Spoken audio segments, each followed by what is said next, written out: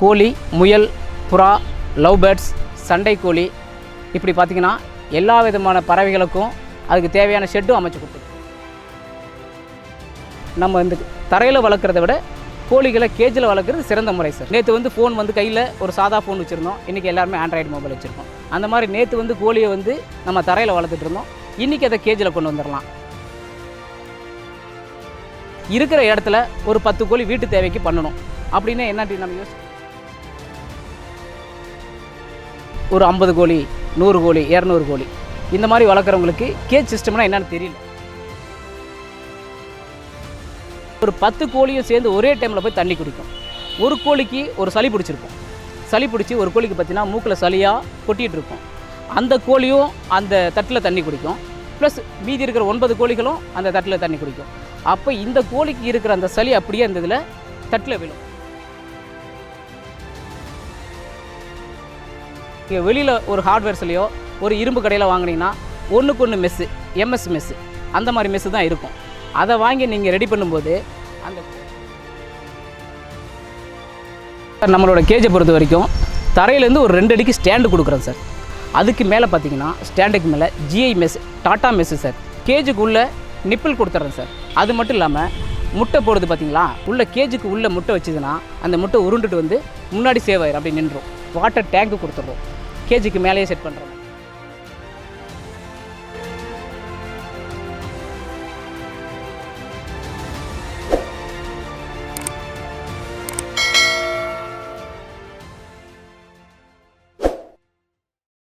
அண்ணா வணக்கம் அண்ணா, உங்களுடைய பெயர், உங்களுடைய முகவரி இதெல்லாம் கொஞ்சம் சொல்லுங்கண்ணா. வணக்கம் சார்.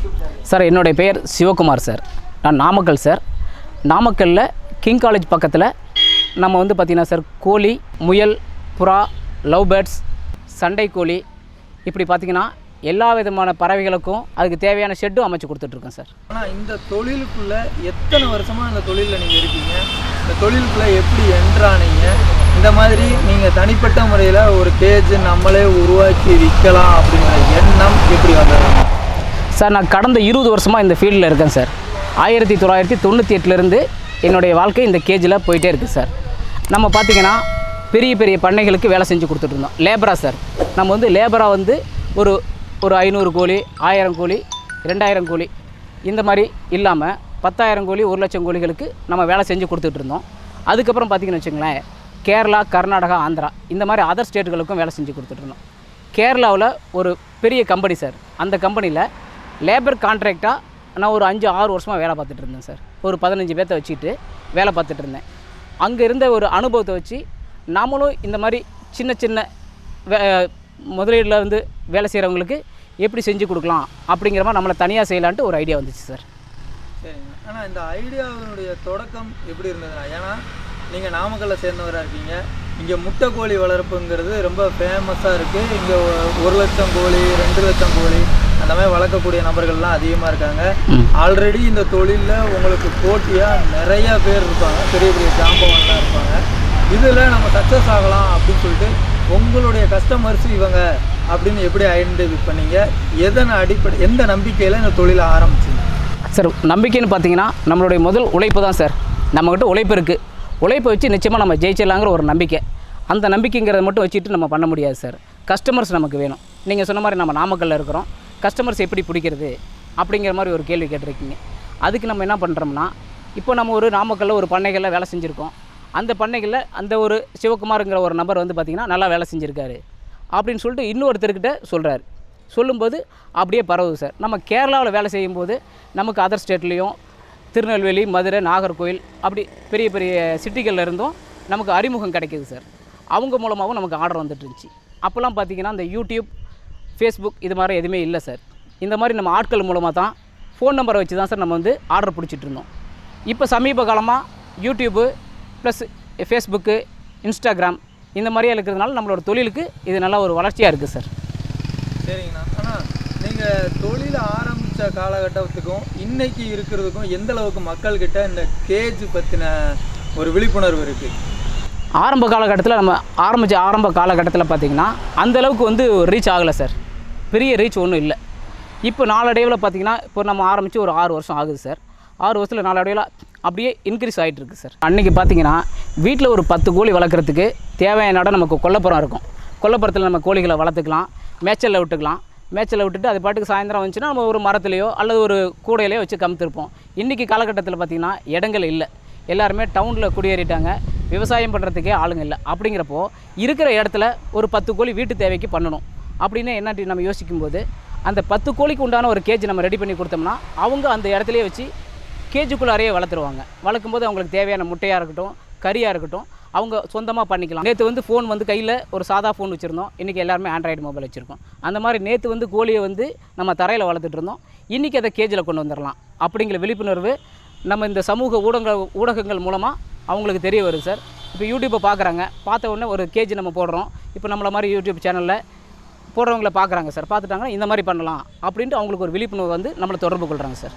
சரிங்கண்ணா. ஆனால் இப்போது தரையில் வளர்க்குறதுக்கும் இந்த மாதிரி கேஜ் மூலிமா வளர்க்குறதுக்கும் என்ன பெனிஃபிட்னா இருக்குது நமக்கு சார்? தரையில் வளர்க்கணுன்னா கோழிகளுக்கு ஒரு தேவையான இடம் வேணும் சார்.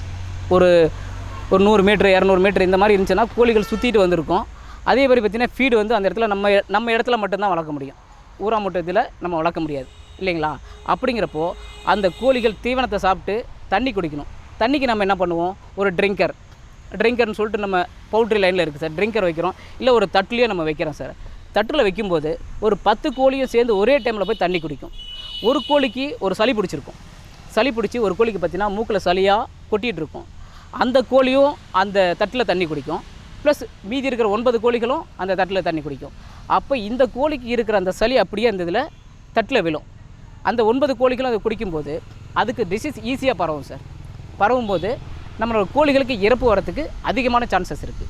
அதனால் நம்ம அந்த கேஜில் வளர்க்கும்போது பார்த்திங்கன்னா கேஜில் தனித்தனி நிப்பிள் கொடுக்குறேன் சார்.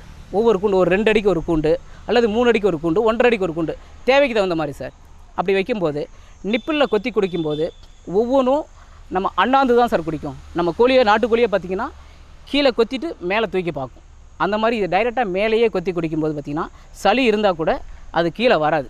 நிப்பிளில் குடிக்கும்போது ஒரு 4 கோழிக்கு ஒரு நிப்பிள் அப்படிங்கிறப்போ அந்த 4 கோழிக்கு மட்டுமே டிசீஸ் வரும் சார். அந்த தண்ணி அடுத்ததுக்கு பாதிக்காது. அதனால் நம்ம இந்த தரையில் வளர்க்குறத விட கோழிகளை கேஜில் வளர்க்குறது சிறந்த முறை சார். சரிங்கண்ணா. இப்போது கோழிகளை வந்து தரையில் வளர்க்குறத விட கேஜில் வளர்க்குறது தான் சரின்னு சொல்லிட்டு. ஆமாம் சார். அந்த கேஜை உருவாக்குறதுக்கு நான் ஏன் உங்ககிட்ட வரணும்? நானே ஒரு கேஜை வந்து தயார் பண்ணலாம் இல்லையா? பண்ணலாம், கண்டிப்பாக சார். அருமையான கேள்வி சார். இதில் என்னென்னு கேட்டிங்கன்னா, நீங்கள் பார்த்தீங்கன்னா நீங்கள் சொன்ன மாதிரி ஒரு வெளியூரில் வெளி மாவட்டத்தில் இருக்கீங்க, ஒரு விருதுநகர் மாவட்டத்தில் இருக்கிறீங்க. உங்களுக்கு இந்த மாதிரி மெஸ்ஸு டாட்டா ஜிஐ மெஸ் உங்களுக்கு கிடைக்கிறது ரொம்ப ரொம்ப சிரமம். ஏன்னா நாமக்கல் மாவட்டத்தில் தான் உங்களுக்கு கேஜ் வந்து உங்களுக்கு உற்பத்தி அதிகம். வேறு சில மாவட்டங்களில் இருக்குது, நாமக்கல்லில் தான் கோடிக்கணக்கான கோழி பண்ணைகள் இருக்கிறதுனால இங்கே தான் வந்து அந்த மெஸ்ஸு தயாரிப்பு கம்பெனிகள் நிறையா இருக்குது சார். அந்த கோழிகளுக்கு தேவையான தீவனம் எடுக்கிறதுக்கு தேவையான அந்த கேப்பு சார், ஒரு லேயர் கோழின்னு வச்சுக்கலாம் சார். முட்டைக்கோழி இருக்குது, முட்டைக்கோழியை வந்து உள்ளே அடைக்கிறதுக்கு ஒரு 2க்கு 2.5 சார், 2க்கு 2.5 பிச்சு இருந்தால் போதுமானது. முன்னாடி சைடில் ஒரு 3 இன்ச்சு கேப் வேணும் சார். 3 இன்ச்சு கேப் இருந்தால் தலையை விட்டு அந்த ஃபீடரில் தீவனம் சாப்பிட்ற அளவுக்கு நம்ம டிசைன் பண்ணி நம்ம கொடுக்குறோம் சார். ஆனால் நீங்கள் வெளியில் ஒரு ஹார்ட்வேர்ஸ்லையோ ஒரு இரும்பு கடையில் வாங்கினீங்கன்னா 1:1 மெஸ்ஸு, எம்எஸ் மெஸ்ஸு அந்த மாதிரி மெஸ்ஸு தான் இருக்கும். அதை வாங்கி நீங்கள் ரெடி பண்ணும்போது அந்த கோழி வெளியே தலையை விட்டு சாப்பிட்ற அளவுக்கு உங்களுக்கு ஃப்ரீனஸ் இருக்காது. அதுக்கு நீங்கள் என்ன பண்ணுவீங்க, ஒரு கட்டிங் மிஷினை வச்சு கேப் எடுப்பீங்க.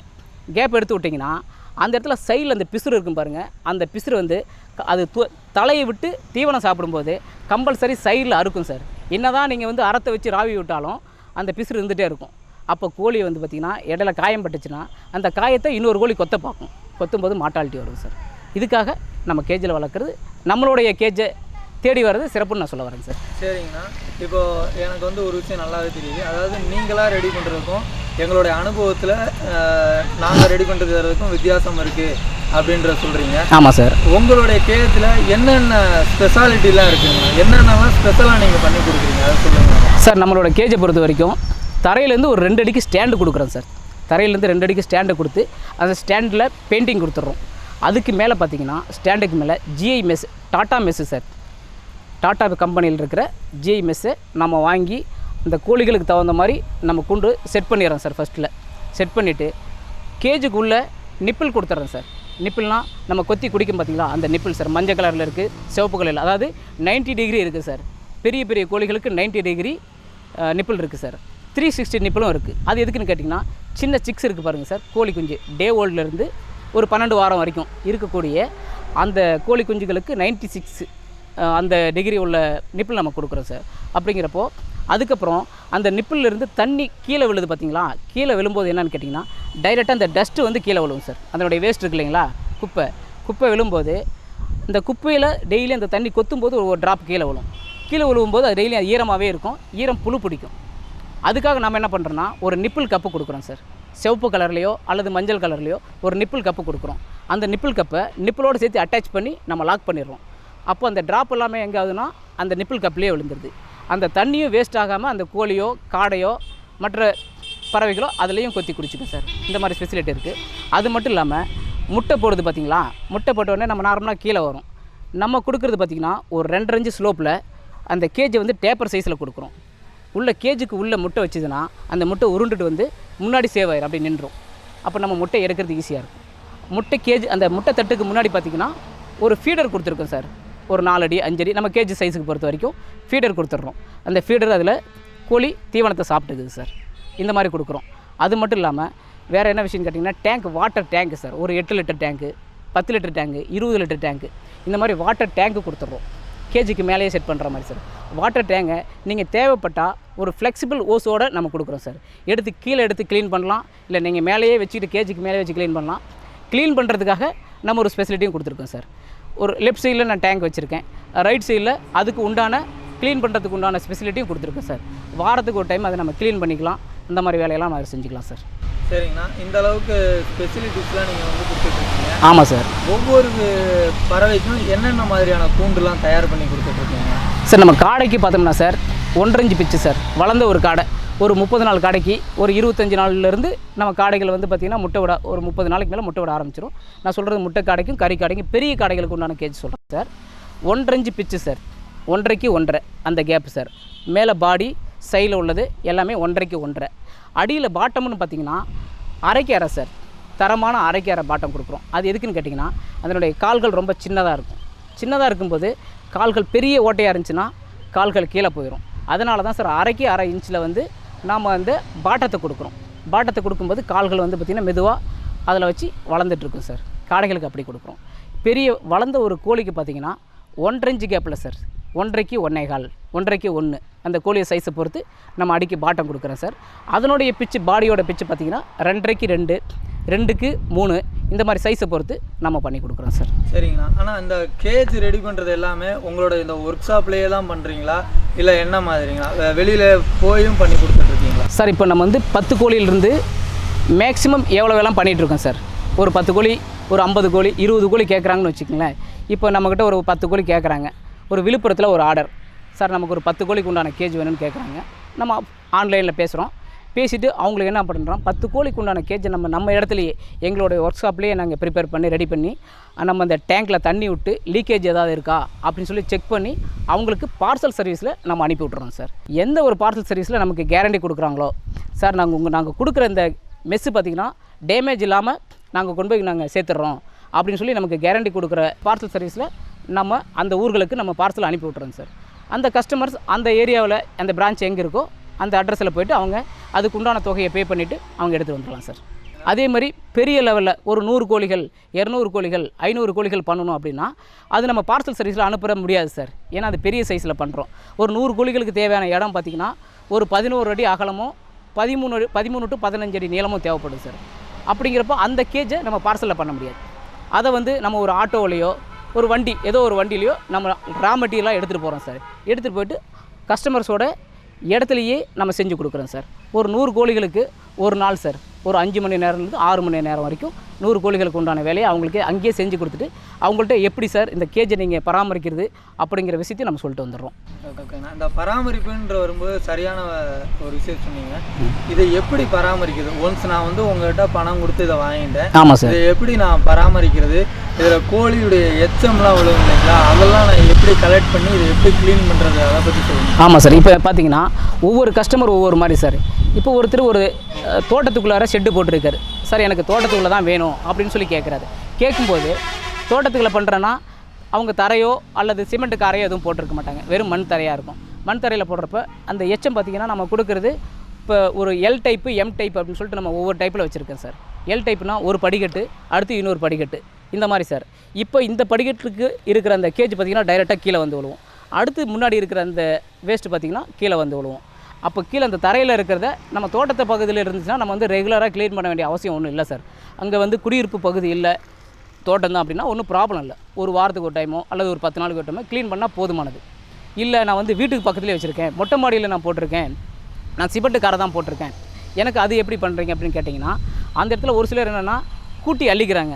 அது கொஞ்சம் சிரமமான விஷயம் சார். டெய்லி நம்ம வந்து ஒரு மண்வெட்டியை வச்சு அள்ளுறதோ அல்லது தொடப்பத்தை வச்சு கூட்டி அள்ளுறதோ கொஞ்சம் சிரமமான விஷயம். அதுக்கு நம்ம என்ன சொல்கிறோன்னா, ஒரு பழைய தார்பாயோ அல்லது இந்த ஃப்ளெக்ஸோ இந்த மாதிரி ஏதாவது ஒரு பொருளை நம்ம கீழே விரிச்சு விட்றோம் சார். ஒவ்வொன்றுக்கும் 2 செட்டு சார். ஒவ்வொருக்கு 2 செட்டு வச்சிட்டோம்னா இன்றைக்கி டெய்லி க்ளீன் பண்ணிட்டீங்க, அந்த ஷீட் எடுத்துகிட்டு மறுபடியும் இன்னொரு ஷீட்டை உள்ளே சொருவிக்கிங்க. அதை க்ளீன் பண்ணிட்டு டெய்லி எடுத்து க்ளீன் பண்ணிக்கலாம் சார். அதாவது வேஸ்ட்டை பொறுத்த வரைக்கும் க்ளீன் பண்ணுறது ஈஸியான மெத்தேடு சார். ஒரு சிலர் இன்னும் பண்ணுறாங்க. எப்படி பண்ணுறாங்கன்னா, கேஜ்லேயே சார் எனக்கு இந்த மாதிரிலாம் வேண்டாம், கொஞ்சம் சிரமமாக இருக்குது, நீங்கள் கேஜ்லேயே வந்து பார்த்திங்கன்னா ஆங்கிள் பட்டையெல்லாம் வச்சு கொடுத்துருங்க, ஸ்லோப்பாக வச்சு கொடுத்துருங்க, அதில் வந்து நாங்கள் தகரமோ அல்லது ஏதோ ஒரு ஷீட்டோ வச்சுக்கிறோம் அப்படின்னு சொல்லியும் கேட்குறாங்க. அவங்க எப்படி கேட்குறாங்களோ அதுக்கு தகுந்த மாதிரி நம்ம பண்ணி கொடுக்குறோம் சார். சரிங்கண்ணா. இப்போ இந்த கேஜினுடைய விலை இதெல்லாம் என்ன மாதிரினா இருக்குது சார்? இன்றைக்கி வந்து நம்ம 10 கோழிகளுக்கு பார்த்திங்கன்னா தரையிலேருந்து 2 அடிக்கு stand plus cage, nipple, feeder, water tank, அதுக்கு தேவையான நிப்பிள் கப்பு, அதாவது ஃபீடரோடைய எண்டு கப்பு எல்லாமே நம்ம வச்சு கொடுக்குறோம் சார். இன்றைக்கி 4000 ரூபாய்க்கு பண்ணிகிட்ருக்கோம் சார் 10 கோழிகளுக்கு. 10 கோழிக்கு என்ன கோழின்னு கேட்டிங்கன்னா, இந்த நம்ம லகான் கோழி, BV 380, கைராளி, இந்த மாதிரி கோழி. அதனுடைய சைஸ் பார்த்திங்கன்னா சார் 1 அடி அகலமும் 4 அடி நீளம். இதை வந்து 2ஆக தடுத்துடுறோம். ஒவ்வொரு அறையிலையும் 5 கோழி. அப்போ 10 கோழிக்கு உண்டான கேஜ் பார்த்திங்கன்னா நம்ம வந்து 4000 ரூபாய்க்கு சார்ஜ் பண்ணிகிட்ருக்கோம் சார். அதேமாதிரி 20 கோழிக்கு பார்த்திங்கன்னா ஒரு 7600. 100 கோழிகளுக்கு பார்த்திங்கன்னா 22,000க்கு இன்றைக்கி நம்ம பண்ணிகிட்ருக்கோம் சார். இன்றைய விலைக்கு பார்த்தோன்னா விலை வந்து இன்றைக்கி ஒரு மாதிரி இருக்கும் சார், நாளைக்கு ஒரு மாதிரி இருக்கும். இன்றைக்கி 22,000 இருக்கும், நாளைக்கு திடீர்னு ரா மெட்டீரியல் காஸ்ட் கூடிருச்சுன்னா நம்ம என்ன பண்ணுவோம், ஒரு 500 ரூபா சேர்க்க வேண்டியதாக இருக்கும். அப்போ அன்றைக்கி விலையை பொறுத்து நம்ம வந்து விலை ஏற்றமோ குறைஞ்சிச்சுன்னா, இன்றைக்கி வந்து ரா மெட்டீரியல் காஸ்ட் கொஞ்சம் குறைஞ்சிருக்கு அப்படின்னா நான் 20,000க்கும் பண்ண தயாராக இருக்கேன். விலை ஏற்ற இறக்கத்தை பொறுத்த வரைக்கும் என்னோடய விலை இருக்கும் சார். ஓகேண்ணா. இப்போ நீங்கள் அந்த பெரிய பெரிய பண்ணைகள்லாம் வந்து ஆரம்பிக்கிறாங்களே, யங்ஸ்டர்ஸ் நிறைய பேர் யூடியூப்பில் பார்த்துட்டு ஏதாவது ஒரு தொழில் பண்ணணுன்றக்காக அந்த பண்ணையெல்லாம் ஆரம்பிக்கிறாங்க. ஆமாம் சார். அவங்களுக்கெல்லாம் நீங்கள் என்ன மாதிரியான அட்வைஸ்லாம் கொடுப்பீங்க சார்? நமக்கு என்னை பொறுத்த வரைக்கும் முடிஞ்ச வரைக்கும் நீங்கள் முதல்ல பண்ணும்போது ஒரு பெரிய லெவல் உங்களுக்கு அனுபவம் இருந்துச்சுன்னா பெரிய லெவலில் பண்ணுங்கள். ஒரு 1000 கோழியோ 500 கோழியோ பண்ணுங்கள். அனுபவம் இல்லை அப்படின்னா முதல்ல ஒரு 10 கோழியோ 20 கோழியோ வாங்கி நீங்கள் வீட்டில் ஒரு 3 மாதமோ 4 மாதம் வளர்த்து பாருங்கள். வளர்த்து பார்த்துட்டு அதனுடைய வளர்ப்பு எப்படி, அதனுடைய வளர்ச்சி எப்படி இருக்குது அப்படிங்கிற விஷயத்தை நீங்கள் தெரிஞ்சுட்டு பெரிய லெவலில் பண்ணுங்கள். அதுதான் சார் சிறந்ததுன்னு நான் நினைக்கிறேன். சரிங்க. ஏன்னா இப்போ அந்த இதை வந்து பார்சல் சர்வீஸில் அனுப்பி விடுவோம். ஆமாம் சார். டிஸ்மேண்டில் பண்ணிட்டு நாங்கள் அங்கே வாங்கி அசம்பிள் பண்ணுற மாதிரி இருக்குமா, இல்லை இப்படியே செட்டாக வருமா சார்? நம்ம கொடுக்குறது நம்ம ஒர்க் ஷாப்லேயே 100% வேலையை முடிச்சிடறோம் sir. Welding work plus cage, அதிலேருந்து GI ஒயரில் பைண்டிங் பண்ணுறது, nipple setting, feeder setting, water tank setting எல்லாமே 100% வேலையை நம்ம முடிச்சு தான் சார் நம்ம இங்கேருந்து பார்சலுக்கே அனுப்புகிறோம். கஸ்டமரோட வேலை அதை எடுத்து ஒரு சின்னதாக ஒரு க்ளீனிங் சார். நம்ம இங்கே க்ளீன் பண்ணி தான் கொடுப்போம். இருந்தாலும் அவங்களும் ஒரு தண்ணியை விட்டு ஒரு க்ளீன் பண்ணி அதை கோழிகளை விட்டோ காடைகளோ மற்ற பறவைகளையோ விட்டு வளர்ந்தால் மட்டும் போதும் சார். மற்றபடி நம்ம கேஜில் அவங்க அந்த ஃபிட்டிங்ஸு எந்த வேலையுமே கிடைக்கும் சார். எல்லாமே நம்ம பார்த்துக்குறோம். சரிங்கண்ணா. ஆனால் இப்போ கோழிகள் காடைகளை பற்றிலாம் ரொம்ப ப்ரீஃபாக சொன்னீங்க. ஆமாம் சார். முட்டை வர்றதில் ஆரம்பித்து எச்சங்களை எப்படி கலெக்ட் பண்ணுறதுல ஆரம்பித்து எல்லாமே சொன்னீங்க. இப்போ ஒரு முயல் வளர்க்குறோம் அப்படின்னா அந்த கேஜெலாம் என்ன பண்ணுறீங்க சார்? முயலுக்கு பொறுத்த வரைக்கும் ஒரு 2க்கு 2 சார், 2 அடி அகலம், 2 அடி நீளம், ஒரு 1.5 to 2 அடி உயரம் இருந்தால் முயலுக்கு போதுமான அளவு சார். ஒரு நல்ல வளர்ந்த முயலுக்கு அப்படிங்கிறப்போ ஒரு யூனிட்டான முயல்னு சொல்கிறப்போ ஒரு 10 முயல் சொல்லுவாங்க சார். ஒரு 7 பெண் முயலும் 3 ஆண் முயலும் சேர்ந்து ஒரு யூனிட்டுங்கிற மாதிரி. நம்ம வளர்ப்பு வந்து அந்தளவுக்கு நமக்கு தெரியாது சார். நம்ம கேஜியில் இருந்தது வந்து நம்ம கற்றுக்கிட்டது நான் சொல்கிறேன். இந்த மாதிரி ஒரு யூனிட் வளர்க்குறாங்க சார். அப்படி அவங்களுக்கு எனக்கு 2 அடியில் வேணும் 3 அடியில் வேணும்னு கேட்டாலும் அவங்களுக்கு தகுந்த மாதிரி நம்ம பண்ணி கொடுக்குறோம் சார். முயலுக்கும் நிப்பிள் இருக்குது சார், அதுக்கு தகுந்த மாதிரி நிப்பிள் இருக்குது, அது எல்லாமே நான் செட் பண்ணி கொடுத்துறேன் சார். ஃபீடர் இருக்குது, அதையும் வச்சு கொடுத்துட்றோம். சரிங்கண்ணா. இது போக நீங்கள் இந்த உங்களுடைய கஸ்டமர்ஸுக்கு என்னென்ன மாதிரியான சப்போர்ட்லாம் பண்ணி கொடுத்துட்ருக்கீங்களா சார்? இப்போ என்னென்னு கேட்டிங்கன்னா, இப்போ நான் ஒரு கஸ்டமருக்கு ஒரு பார்சல் அனுப்பிவிட்டேன் சார். அனுப்பிவிட்டதுக்கப்புறம் நான் எங்கள் வீட்டில் ஒரு பைப்பு வந்து பார்த்திங்கன்னா சார் மேலே வச்சுருந்தது, என் பையனோ அல்லது குழந்தைகளோ இல்லை ஒரு மரக்கட்டையோ உளுந்து அது பைப்பு உடஞ்சிருச்சு சார். நீங்கள் பார்சல் அனுப்பிவிட்டீங்க, நாங்கள் இங்கே இருக்கோம், பைப் உடஞ்சிருச்சு, திடீர்னு தண்ணி லீக் ஆகி போயிட்டுருக்கு சார், நாங்கள் எப்படி சார் அதை வந்து அடைக்கிறது அப்படிங்கிற ஒரு சந்தேகம் வரும். அது ஒரு பெரிய பிரச்சனையாக இருக்கும். அதுக்காக நாங்கள் என்ன பண்ணுறோன்னா, பார்சல் அனுப்பும்போதே அவங்களுக்கு ஸ்பேர் ஒன்று கொடுத்துட்றோம் சார். ஸ்பேர்னு பார்த்தீங்கன்னா பைப்பு மட்டும்தான் சார் உங்களுக்கு டேமேஜ் வரும். டேமேஜ் வந்து நம்ம மூலமாக வரதில்லை, ஏதாவது தெரியாமல் பட்டு உடஞ்சாதான். அந்த உடையிற அந்த பொருள்களுக்கு ஸ்பேர் கொடுத்துட்றோம் சார். ஒரு 2 அடியோ 1 அடியோ 3 அடியோ எக்ஸ்ட்ரா கொடுத்து அதுக்கு ஒரு கப்ளிங்கோ ப்ளஸ் ஒரு 5-6 நிப்பிள், அதுக்கு தேவையான சேடல், டெப்லான் டேப்பு, இது எல்லாமே கஸ்டமருக்கு நம்ம கொடுத்துட்ருக்கோம் சார். இந்த மாதிரி கொடுக்கும்போது அவங்களுக்கு ஒரு சப்போர்ட்டிங்காக இருக்குது. இல்லை ஒருவேளை சார் நம்ம அந்த பக்கம் போகிறோம் சார், வரும்போது எங்களோட கேஜை வந்து நீங்கள் பாருங்கள். இப்போ நான் வந்து ஒரு சேலத்துக்கு போயிட்டுருக்கேன், சேலத்தில் ஒரு கேஜ் போட்டிருக்கேன், ஒரு 100 கோழிகளுக்கு உண்டான கேஜ். அந்த வேலை போனோன்னா அப்படியே அவங்களையும் பார்த்துட்டு சார் எப்படி சார் நம்ம கேஜ் எப்படி இருக்குது அப்படிங்கிற விஷயத்தையும் நாங்கள் கேட்டு வருவோம் சார். சரிங்க. இன்றைக்கி உங்களுடைய கஸ்டமர்ஸ் எந்தெந்த இடத்துலலாம் இருக்காங்கண்ணா? எவ்வளோ தூரம் உங்களுடைய தொழிலை நீங்கள் விரிவாக்கம் சார்? நம்ம கஸ்டமர்ஸை பொறுத்த வரைக்கும் தமிழ்நாடு முழுக்க இருக்காங்க சார். தமிழ்நாட்டில் எந்த மாவட்டத்துலேயுமே நம்ம செய்யாத இடமே கிடையாது சார். எல்லா மாவட்டத்தையும் வேலை பார்த்துருக்கோம். ப்ளஸ் பார்த்திங்கன்னா கர்நாடகா, ஆந்திரா, கேரளா, அதிகமான இடம் பார்த்திங்கன்னா கேரளா சார். கேரளாவில் தான் சார் கிட்டத்தட்ட நம்ம ஒரு 5-6 வருஷம் வேலை பார்த்ததுனால நிறைய கஸ்டமர்ஸ் கேரளாவில் இருக்காங்க சார். அதே மாதிரி பார்த்திங்கன்னா இப்போ வந்து பார்த்திங்கன்னா ஒரு நாட்டுக்கோழி வளர்க்குறாங்க சார். இப்போ நான் வந்து இந்த முட்டைக்கோழிகளுக்கு மட்டுமே பேசிகிட்டு இருக்கேன். நாட்டுக்கோழி வளர்ப்பில் வந்து பார்த்திங்கன்னா மேய்ச்சல்லையும் இருக்குது சார். சில கோழிகளுக்கு சார் நான் வந்து மேய்ச்சலில் விட்டுருக்கேன், சாயந்தரமான எனக்கு அடையிறதுக்கு ஒரு இடம் இல்லை, அதுக்கு ஒரு கேஜ் இருந்தால் பரவாயில்ல அப்படின்னு சொல்லி கேட்குறாங்க. அப்போ மேய்ச்சல் முறையில் இருந்துட்டு நைட் ஆனால் தங்குறதுக்கு மட்டுமே ஒரு கேஜும் நம்ம ரெடி பண்ணி கொடுக்குறோம். இப்போ லோக்கலாக இருந்துச்சுன்னா எனக்கு ஒரு ஷெட்டு மாதிரி அமைச்சு கொடுங்க, ஒரு 10 கிலோமீட்டர் 20 கிலோமீட்டர் ஒரு 100 கிலோமீட்டர் ஷெட்டு மாதிரி அமைச்சு கொடுங்கனாலும் அவங்களுக்கு ஷெட்டு பண்ணி கொடுக்குறேன் சார். இந்த மாதிரி பண்ணி அது மட்டும் இல்லாமல் பெரிய பெரிய பண்ணைகள் ஒரு 100 கோழி 200 கோழி 500 1000 கோழி பண்ணும்போது வெயில் தாக்கம் அதிகமாக இருக்கிற நேரத்தில் இந்த ஃபாகர்னு சொல்லுவாங்க தெரியுங்களா சார், அதே ஸ்ப்ரே பண்ணும். வாட்டர் வந்து ஸ்ப்ரே பண்ணும் சார், மோட்டர் மூலமாக கனெக்ஷன் கொடுத்துட்டோம்னா ஸ்ப்ரே பண்ணும்.